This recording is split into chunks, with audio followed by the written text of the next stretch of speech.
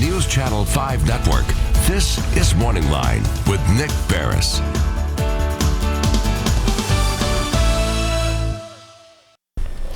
Good morning, everyone. Thanks for joining us on Morning Line. Nick Barris here with you on a Wednesday, and we've got a good show on tap. You know, we have a great number of fine guests that come on this show, a variety of topics, and every once in a while we get a guest who comes on, not so much something that's necessarily current events, but someone who's led an amazing life that can tell incredible stories about some things that we've all heard about, and that's the topic this morning we're going to be discussing with our guest.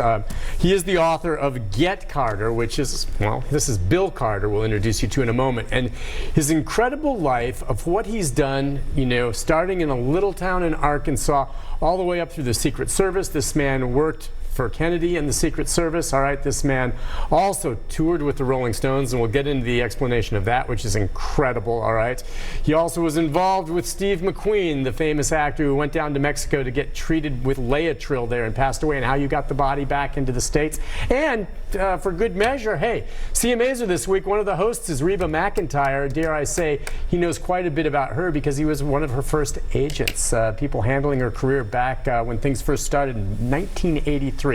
With no further ado, there's so much I want to talk to this guy about. Let's introduce you to Bill Carter. Good morning to you, sir. Well, did I tell it all? I mean, again, the book Get Carter came out in 2006. You're retired now. Yeah.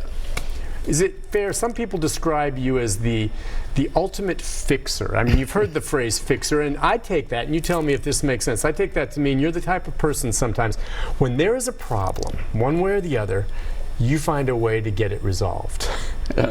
Yeah, I think that's a fair assessment of it. Really, it's not so much a fixer, it's having the knowledge of how to get something done. And I had the ability to get something done. Somebody wanted something, they came to me, and how did I do that? Was mainly through the political contacts I had. So you said, you know, you started off in a small town in Arkansas, Rector, Arkansas, and so from that, okay, you made your way up to eventually being in the Secret Service. Can you just briefly give us a little bit of background? Well, I grew up in a small town in Arkansas. My parents were laborers, and I had no plans to go to college because we had no money, no way to do that. So anyway, when I graduated from high school, I went in the Air Force. I was 17. The Air Force provided a GI Bill, so when I got out of the Air Force, I didn't really have anything to do. So I went to Arkansas State University on the GI Bill. Now, one of the interesting things about my life, and people say, it's funny, you never planned anything. These things always just happen to you. And that's true. I never planned to go to college. I only went to college because I got the GI Bill. And then when I finished college, there's a couple of interesting things. I got a scholarship to SMU. And this was 1961, and I had an old 54 Ford and no money, and I had a $1,500 scholarship. So I go to SMU thinking this is a big deal, but I get down there and the students are all driving BMWs and they're all rich, and the scholarship didn't cover the tuition. So I knew I was in the wrong place. So I just, what am I going to do? Well, some friends were going to law school, so I called the dean at the law school, which had already started, and he said, come on up. So I loaded up my old 54 Ford and went to law school. Yeah. And my GI Bill. Now, while I was in Dallas. Yeah, where was the law school? You were going to law school at the University of Arkansas. Arkansas, gotcha. But here's an interesting thing. I was in Dallas, nothing to do. My brother was going down to take a civil service exam. And he said, why don't you ride down there with me? I didn't have anything to do, so I rode down there, and we were waiting in the room for him to go in and take the test. And this lady came out, maybe in her 40s or something, and I thought she was an elderly lady at the time. And she said, Mr. Carter or Richard, come on in. She looked at me and said, what are you doing? Are you taking the exam? I said, no. I just came down with him. And she very sharply said, well, just sit here and do nothing, or you could come in and take the exam. So I was intimidated. I went in and took the exam. Now, why is that important? So I run out of money in law school, and I was about to take a job with State Farm Insurance as an adjuster.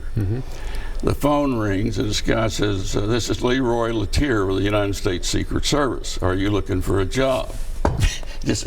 And I didn't even know what the Secret Service was, frankly. And I said, "Well, yeah, but how did you know that?" Yeah.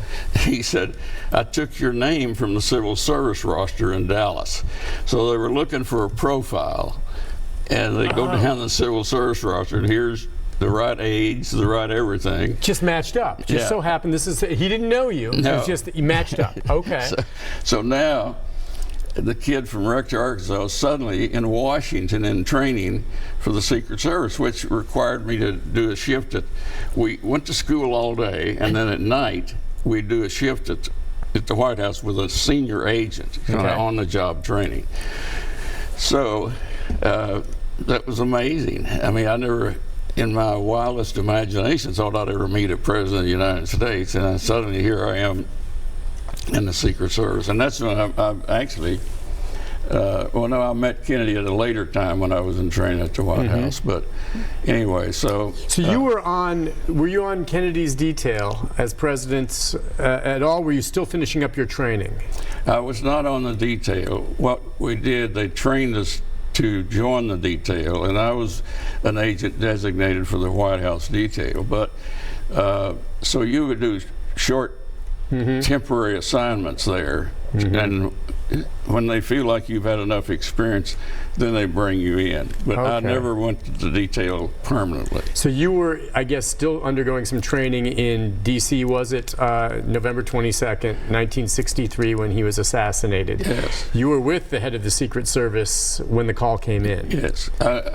We had an advanced training course, and there were 12 of us in that course, and we'd completed the course that day, that Friday, and we're having lunch at O'Donnell's Seafood Restaurant near half or a block from the White House. And James Rowley, the chief of the Secret Service, was taking us to lunch, and we were all going home after that lunch, catching flights out of town. And the waiter came over and said, "Chief Riley, you've got a telephone call." Oh, gosh. He came back visibly shaken and said the president's been shot. He just quickly assigned 4 of us to the White House, others to the Speaker of the House, a different. So at that point, you were assigned to protect Lyndon Johnson? I was assigned to the White House, and then when I got there was no agents. Now, at the time, both President and Vice President were in Texas. Okay. And their families were with them. Okay. So all the Secret Service agents, all ships were in Texas. Yeah. There was no one at the White House other than uniformed officers. So Rowley said, "I want you to go to the White House, take charge, answer the phone calls, and do what is necessary."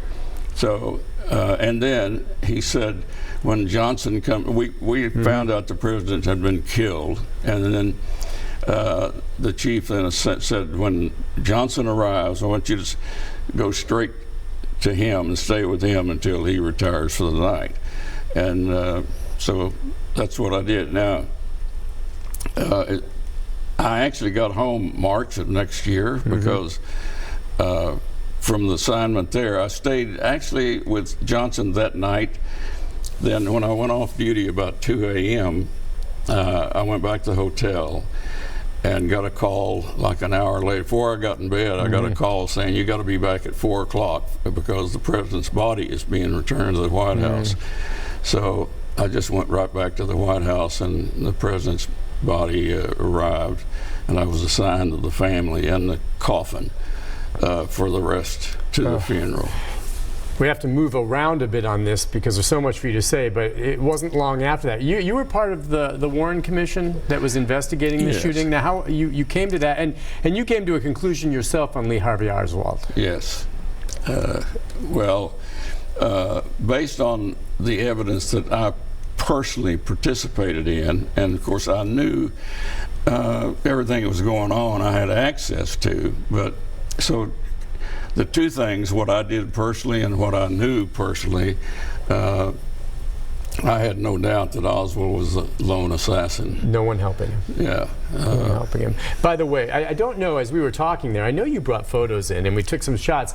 Do we have some images, Mary Elena, of him where he was there, you know, either during, you know, the funeral or memorial, or we'll get a few of those up because I want to show some of those, a much younger version of you showing as we go through. Let me know when you pop them up. But yes, so you worked, there we go. This one here, this photo here, that's you with the circle up there as you look at the screen on the right. Bringing with the family, it's the coffin of President Kennedy and the family behind it, arriving at the Capitol Rotunda where he would lie in state. So as Secret Service, I'm just curious, at that point there, you're there, great shot there. Your job is to what? You're scanning, just Secret Service training is interesting to me. You're scanning the crowd for, what are you looking for? What are you doing? I'm looking for anything in the crowd that's unusual.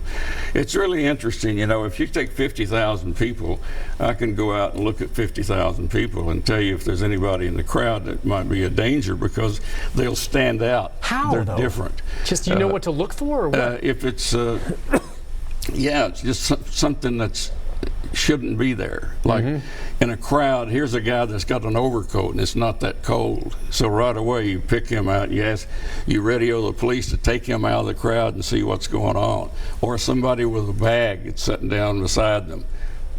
Take them out and check it out. We have one other photo before we have to go to the break of you, I think, when Kennedy was at some type of an event, and it addresses exactly what you were talking about, the crowd. Yeah. Now you there are circled, you can barely see, there's a top right there, and there's Kennedy, and now you're there scanning the crowd looking for anything suspicious. I'm actually ahead of his movement, and that the guys right around Kennedy are all agents. Then back, I'm out kind of ahead, clearing the crowd as he's moving that way. So there you are. Are you carrying a weapon there? Yeah, oh, yes. What are you carrying? Well, that was a long time ago. We carried Colt revolvers, 38 caliber. That's a reliable gun. And now they carry a semi-automatic. Well, now too they've got the technology for facial recognition scans and things, but back then you had to rely on your own eyes. Listen, we have to take a break, Bill. When we come back, and we can talk more and take some questions about Kennedy, but we're going to get into his Rolling Stones time. And many of you, you've heard of the Rolling Stones. 1973, they toured, and we know, Altamont and other things. It was a real problem to some degree here. At least politicians weren't happy, and they were going to come back and tour in 1975, and they could not get a visa from the government. All right. Who helped get their visa and who had to spend that whole tour with the Stones? We've got more stories coming your way when we come back right after this.